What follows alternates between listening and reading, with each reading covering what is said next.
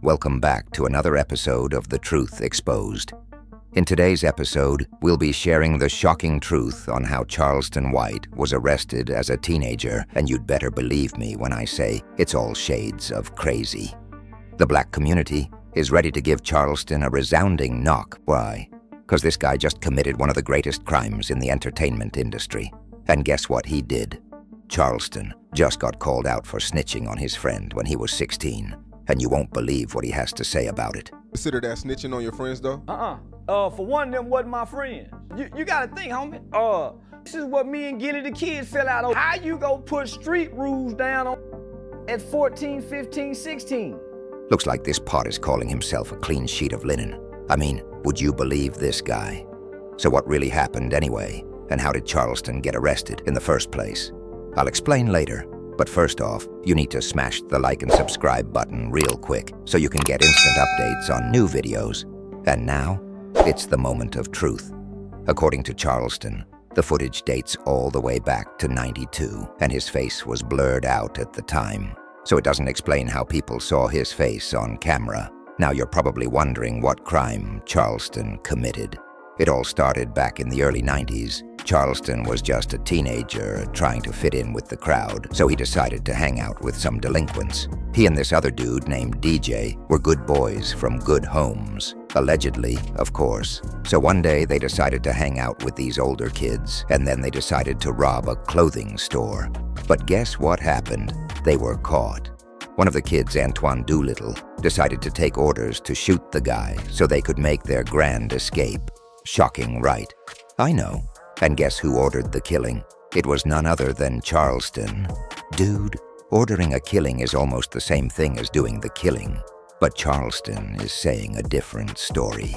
According to him, he's not a criminal. He was just doing the same thing every other decent kid with a good family background would do. And guess what it is? It's telling the truth, even if it means snitching to the cops. But here's the real shocker. When asked if he would do it again if given the choice, Charlston's exact words were, What you mean? Nah, I ain't never snitched. I haven't been living a criminal life.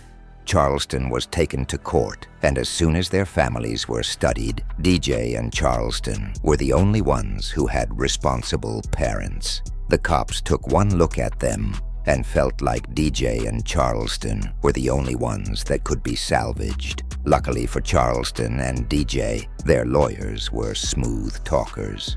While Charlston was eventually released, one of the older kids is still locked up in prison till date, and the other one was only recently released. He further revealed that someone even wrote an article on them calling them the kids who kill with no remorse.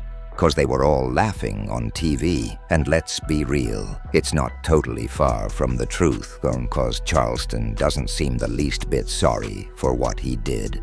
Instead, he claimed that the family of the deceased were so kind that they actually forgave him. Besides, he was just being a punk at the time, while trying to form some bravado. He had no clue that the older kid would have actually pulled the trigger. The cops were quick to let Charlston go, because his mother was well-dressed, and he just seemed like a little kid who was making jokes, not knowing that the others would act on it. According to DJ, they were offered 25 euros to talk. He believes the others should have taken it instead of trying to hide the facts. Besides, the other kids were cool with him for what he did, since he did what any other scared little kid would do. Now, according to Charlston, before this incident happened, he didn't have a positive male influence. He was just a rebellious little kid who often got into incidents. At the time this case happened, his mother had just given birth to his little sister.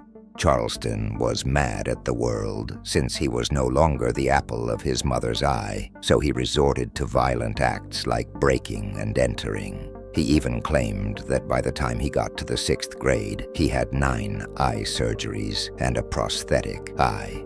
But let's be for real, though. That's no reason for you to order the death of an innocent man or snitch on your friends for that matter.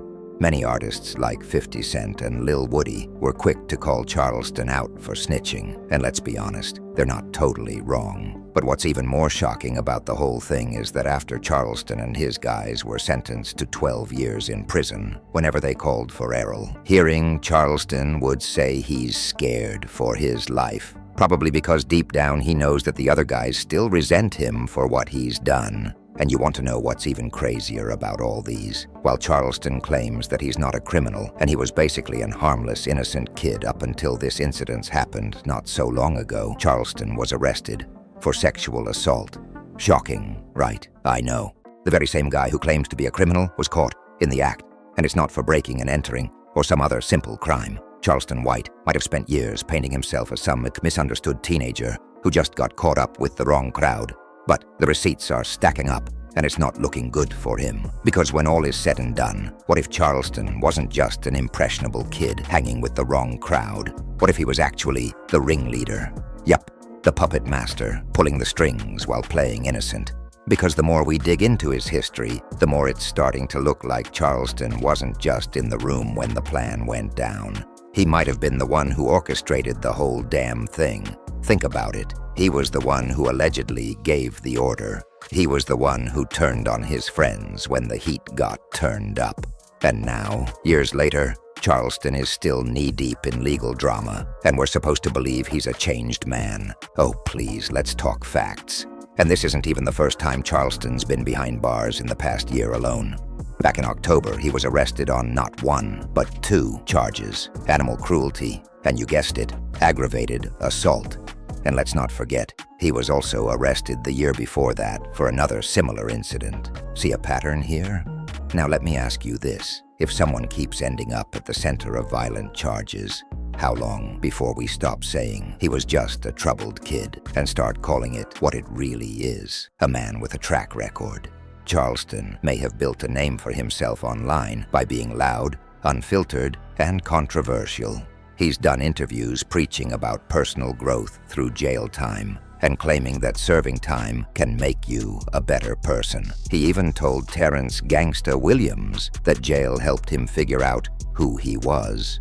But let's be real. What better way to hide your demons than behind a microphone and a rebrand? While Charlston was preaching growth, his rap sheet was growing right along with his subscriber count. Maybe the truth is that Charlston's been the mastermind all along. That punk kid who turned state witness might have been a calculated move from someone who already understood how to play the system. While the other kids sat in prison, Charlston was busy rebuilding his image, first as a reformed citizen, then as a YouTube personality, and now it's all coming full circle. Because here's the bottom line. No matter how you spin it, ordering someone's death, snitching on your crew, and stacking up violent charges like Pokemon cards, that's not just a series of accidents, that's a pattern. And it's time we stop treating Charlston White like some misguided prodigy and start calling him what he really is. But what do you think? Did Charlston White know exactly what he was doing all those years ago? Let us know in the comment section below.